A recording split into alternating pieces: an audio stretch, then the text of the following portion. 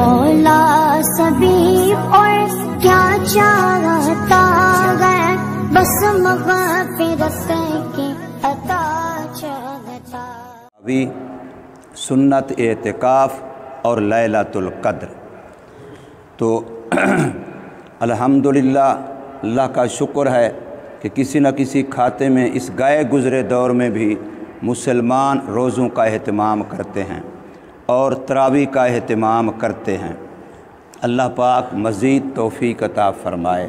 اس میں کوئی شک نہیں کہ کمیاں کوتاہیاں ہیں، لیکن پھر بھی غنیمت ہے۔ تو اب آج 20واں روزہ ہے اور آج شام سے یعنی مغرب کا وقت ہونے سے سنت اعتکاف کا وقت شروع ہو جائے گا، اور سنت اعتکاف نبی پاک صلی اللہ علیہ وسلم کا ایسا پیارا محبوب عمل ہے کہ اسلام سے پہلے بھی اعتکاف تھا۔ جو اس سے پہلے مذہب تھے ان کے اندر بھی اعتکاف تھا، اس لیے کہ قرآن مجید کے اندر حضرت ابراہیم علیہ السلام اور حضرت اسماعیل علیہ السلام ان دونوں کو جو اللہ تبارک و تعالی نے احکامات عطا فرمائے ہیں، ان میں سے ایک یہ بھی ہے کہ اللہ کا گھر کعبۃ اللہ جو تم نے تعمیر کیا ہے، اب اس کو تم پاک رکھو نمازیوں کے لیے اور اعتکاف کرنے والوں کے لیے۔ تو اعتکاف کا تصور، اعتکاف کا عبادت ہونا، یہ پہلے دینوں پہلی شریعتوں کے اندر بھی تھا۔ حضور صلی اللہ علیہ وسلم کو جب اس کا حکم دیا گیا تو اس سال سے لے کر کے کسی ایک سال بھی رسول اللہ صلی اللہ علیہ وسلم نے اعتکاف کا ناغہ نہیں فرمایا۔ ایک سال جہاد کی وجہ سے اگر نہیں کر سکے تو اگلے سال ڈبل کیا۔ ایسا تو ثابت ہے کہ رسول اللہ صلی اللہ علیہ وسلم نے پورے مہینے کا اعتکاف کیا، 20 دن کا اعتکاف کیا، 10 دن کا اعتکاف کیا، لیکن چھوڑا نہیں ہے اس کو۔ اس سے پتہ چلتا ہے کہ یہ اللہ کے ہاں بھی محبوب عمل ہے اور نبی پاک صلی اللہ علیہ وسلم کے ہاں بھی محبوب اور پیارا عمل ہے۔ اعتکاف کا لفظی معنی ہوتا ہے ٹھہرنا، جمنا، ٹک جانا۔ گویا آج کل کی زبان میں ہم یہ کہہ سکتے ہیں کہ اللہ کے دروازے پر دھرنا دے کے بیٹھ جانا کہ جب تک تو راضی نہیں ہوگا، جب تک میرے گناہ معاف نہیں کرے گا، میرا وعدہ ہے کہ میں تیرا دروازہ نہیں چھوڑوں گا۔ گویا اللہ تعالیٰ کو اپنی پیاس دکھانی ہوتی ہے، اپنی بھوک دکھانی ہوتی ہے کہ میں کتنا تیری رحمت کا محتاج ہوں، کہ میں نے بیوی بچے گھر بار سب کا میل جول چھوڑ کر کے اپنے سارے تقاضے ضرورتیں قربان کر کے میں نے تیرے دروازے پہ ڈیرا لگا لیا ہے۔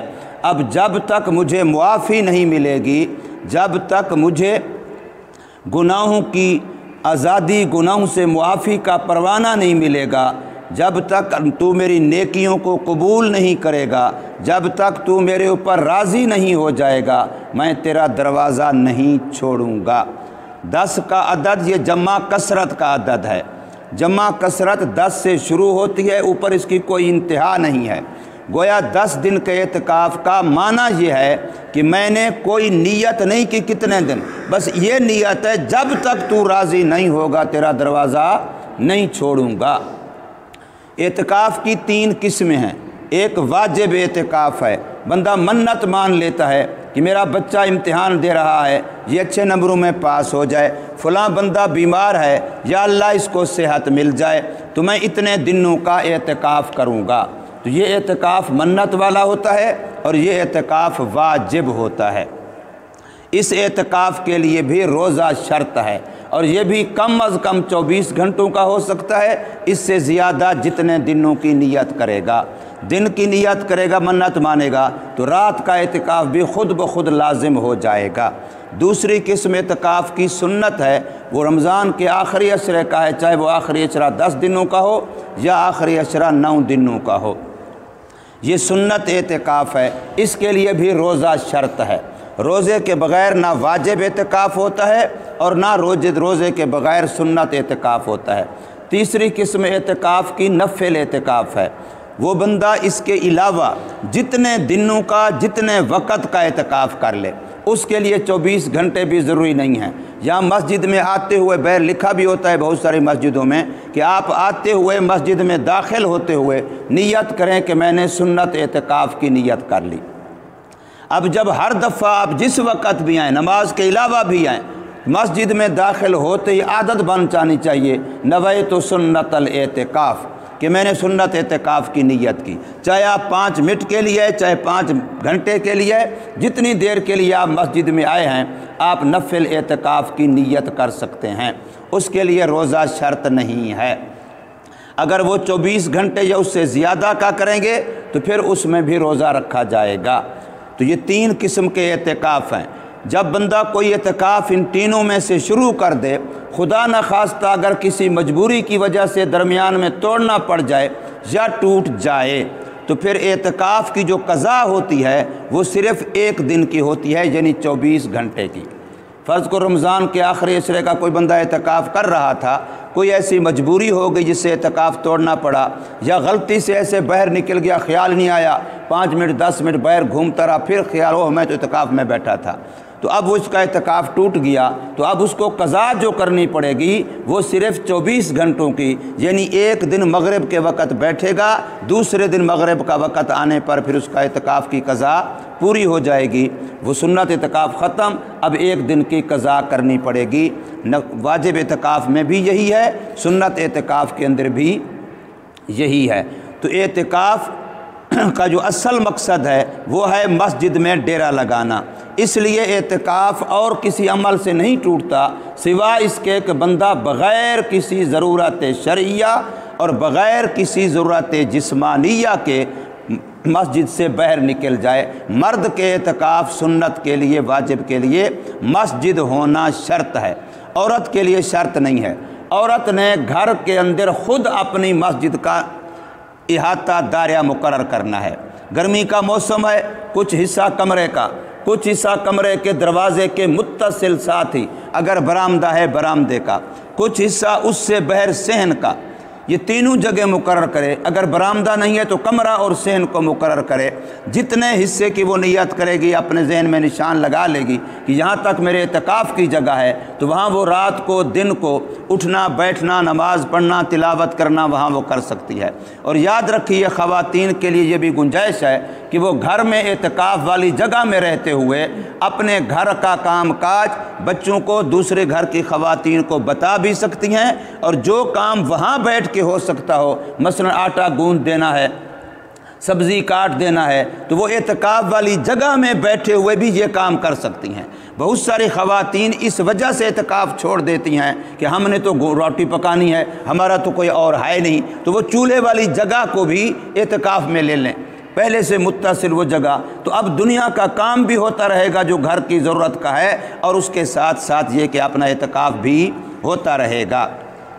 مردوں کے لیے بھی اعتکاف کے اندر اصل چیز یہی ہے کہ اعتکاف والی جگہ سے باہر نہیں نکلنا، ورنہ اعتکاف ٹوٹ جاتا ہے۔ اور اعتکاف والی جگہ میں رہتے ہوئے بیہودہ گناہ کا کوئی کام نہیں کرنا۔ مثلا آج کل فتنہ ہے موبائل کا، موبائل دیکھتے رہے، اس میں گندی اچھی بری چیزیں دیکھتے رہے، تو اس سے اعتکاف مکروہ ہو جائے گا اور مسجد کی بے ادبی کا گناہ بھی ہوگا۔ اعتکاف کے لیے یہ شرط ہے، ضروری ہے میں عرض کروں، بہت سارے لوگ ہمارے 10 دن کا اعتکاف جی مشکل ہے، میں کیسے کروں، گھروں کی خواتین بھی، تو یاد رکھیے اول تو آپ کوشش کریں 10 دن کا کریں۔ اگر 10 دن کا نہیں کر سکتے تو پھر پورا چھوڑیں بھی نہیں۔